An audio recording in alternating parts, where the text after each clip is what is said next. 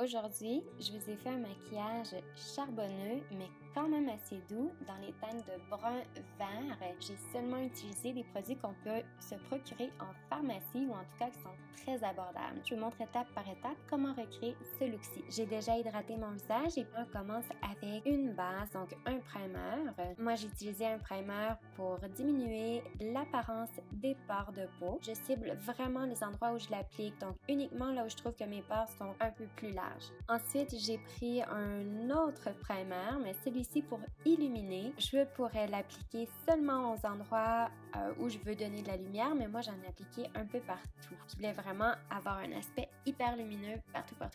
Ensuite, je passe au fond de teint. Alors, je vais l'appliquer comme j'appliquerais n'importe quel fond de teint. Il est assez foncé, mais mon visage est beaucoup plus pâle que le reste de mon corps, alors ça devrait fonctionner. Et puis, je vais assez bien l'estomper pour qu'il n'y ait aucune démarcation. Vous allez voir, ça va bien faire. Puis surtout, si vous utilisez un fond de teint qui est un peu plus foncé, n'oubliez pas de le descendre dans le cou et puis d'en appliquer aussi légèrement aux oreilles. Aujourd'hui, j'ai décidé de faire un peu de contour. Alors, on a toujours l'option soit fard crème ou fard poudre. Moi, aujourd'hui, je vais utiliser les deux, mais je vais commencer avec un fard crème. Il ne faut jamais amener votre contour trop loin, jamais plus loin que vis-à-vis la moitié de votre œil. Sinon, ça va donner un look qui est beaucoup trop exagéré, beaucoup trop creusé. Alors, j'estompe très bien. Je veux aucune démarcation parce que je veux que ce soit très naturel comme contour aujourd'hui. J'en applique aussi aux tempes de mon front. On veut que ça soit uniforme. Si vous trouvez que votre front est assez large, c'est un très bon truc aussi. Vous amenez un peu de contour aux tempes de votre front. Ça va le rendre un peu plus étroit.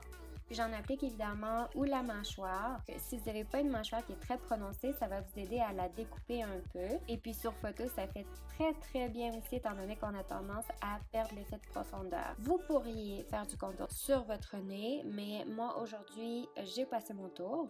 Comme j'ai utilisé un crayon de contour sous forme de crème, je veux fixer mon contour. Alors je vais prendre un fard poudre pour faire du contour. Vous ne seriez pas obligé de faire cette étape-ci. Vous pourriez seulement prendre un fard crème pour faire votre contour, puis ça serait très bien aussi. Mais moi aujourd'hui, j'avais envie de compliquer un peu les choses. Et puis c'est une technique qui est très valable aussi. Ça se fait très bien, ça donne un très beau résultat. Donc, je repasse aux mêmes endroits sans plus et j'estompe. Puis ensuite, je passe à la poudre bronzante que je vais appliquer légèrement plus haut que mon contour. Et puis évidemment, je l'applique partout où le soleil aurait naturellement bronzé mon visage. Puis j'en applique aussi légèrement au cou parce que je veux pas avoir un cou qui est très blanc et puis un visage qui est très bronzé.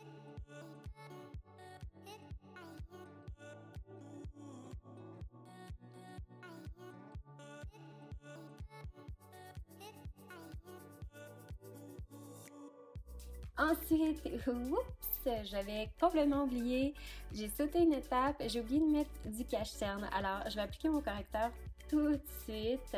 Malheureusement, c'est dommage, mais il y a des journées comme ça que j'oublie certains détails. Il est jamais trop tard. Je vais appliquer mon cache-cerne. De toute façon, j'en applique à peine, j'en applique vraiment légèrement. J'estompe, j'ai commencé à estomper avec un pinceau, ce qui se fait très bien, mais j'ai vite décidé d'utiliser aussi mes doigts parce que ça réchauffe le produit puis ça se fond très bien avec la chaleur des doigts. J'ai appliqué aussi un peu de cache-cerne sur ma paupière mobile pour cacher les petites veines, les rougeurs qu'on peut avoir. Et puis là, comme je vous ai dit, je réchauffe le produit pour estomper davantage avec mes doigts. Ensuite, je fixe le cache-cerne. Je trouve que c'est très important parce qu'on a toujours des petites ridules. Donc, pour éviter que le produit, le cache-cerne, rentre dans ces ridules-là puis que ça soit vraiment pas joli. Puis en plus, ça fait durer plus longtemps votre cache-cerne. Alors, c'est ce qu'on veut. Alors, je prends une palette de NYX. Je vais commencer avec la seule couleur qui est mate. Donc, c'est un taupe. Et puis, ça va être ma couleur de transition. Alors, je l'applique au creux de la paupière mobile. Et puis, j'estompe. Pour ce qui est de la forme que j'essaie d'aller chercher avec la couleur de transition. Donc, je suis vraiment le creux de la paupière mobile, à l'exception de la partie interne que j'essaie d'aller monter jusqu'au niveau des sourcils pratiquement, jusqu'à la hauteur des sourcils. Donc, ça va presque toucher mon sourcil. Puis ensuite, ça va reprendre une forme normale, conventionnelle.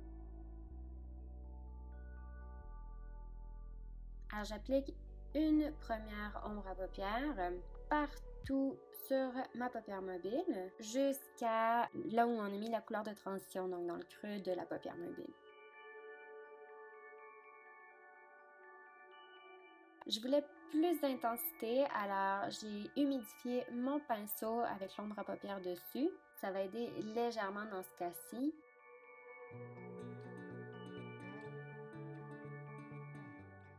J'estompe parce que je veux pas avoir de démarcation, je veux pas avoir de ligne, je veux que ça soit bien fondu.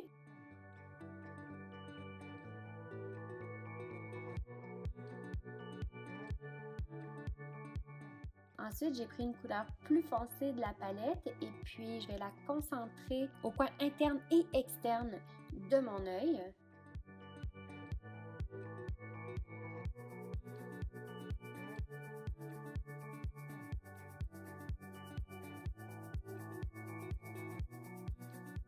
Et puis j'estompe à nouveau. Je refais la même étape jusqu'à ce que l'intensité me plaise. Encore une fois, j'applique l'ombre à paupières plus haut, en fait presque jusqu'à la hauteur de mon sourcil pour ce qui est de la partie interne, comme on avait fait avec la couleur de transition. J'ai pris une couleur légèrement plus pâle et je l'ai appliquée au centre de ma paupière mobile. Puis là, j'ai pris une couleur encore plus pâle, donc une couleur champagne, et je l'ai appliquée vraiment au centre de ma paupière mobile, mais encore plus au centre.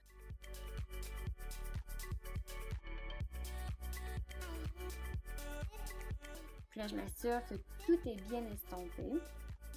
Puis on passe au ras des cils inférieurs. Alors, j'ai repris les mêmes couleurs, la couleur un peu plus foncée que j'ai appliquée partout au ras des cils inférieurs et j'ai estompé avec la couleur de transition qu'on avait utilisée au creux de la paupière mobile. Puis ensuite, j'ai pris ma couleur champagne que j'ai utilisée plutôt au coin interne du ras des cils inférieur. Dans le fond, je l'ai aussi utilisée jusqu'à la première moitié, si on veut, de mon œil. Puis là, j'ai pris la couleur la plus pâle, qui est un rosé assez blanchâtre. Et puis, je l'ai vraiment appliquée seulement au coin interne de mon œil et puis pour illuminer sous l'arcade sourcilière. Ensuite, j'ai pris la couleur la plus foncée de la palette. J'ai humidifié l'ombre à paupières pour avoir plus d'intensité et puis je l'ai appliqué comme si c'était un eyeliner, mais que j'ai pas étiré au coin externe de l'œil. Ça va m'aider à camoufler la base des faux cils que je vais appliquer par après. Puis même si vous mettez pas de faux cils, ça donne un effet de cils plus fourni. Vous pourriez quand même utiliser cette technique-là, même si vous n'appliquez pas de faux cils. Ensuite, je recouvre mes cils, j'applique du mascara et puis j'ai décidé d'appliquer un crayon Kohl Nude à l'intérieur du ras des cils. Ça va agrandir, ça va ouvrir le regard.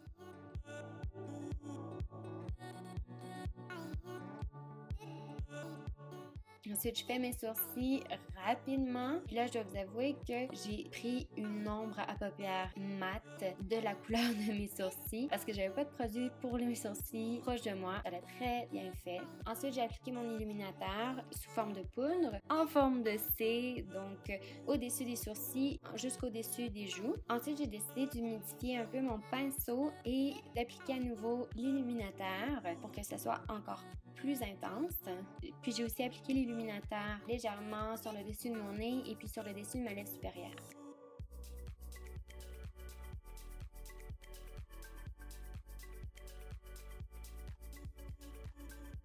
Pour ce qui est du fard à joues, je prends une couleur corail bronzé bonne mine, puis je l'applique sur mes pommettes en montant légèrement. Ensuite, j'ai appliqué un spray fixateur de maquillage. Pour les lèvres, j'applique un gloss nude. Pour faire changement un peu, j'ai décidé de prendre un rouge à lèvres rose mat et puis je fais juste en tapoter légèrement au centre de mes lèvres. J'ai vraiment aimé le résultat, je trouvais ça très mignon. c'est ce qui complète le maquillage d'aujourd'hui. J'espère que vous avez aimé. N'oubliez pas de me suivre sur mes réseaux sociaux, Facebook, Twitter, Instagram et surtout, faites like pour ma vidéo si vous avez aimé. Merci, à la prochaine!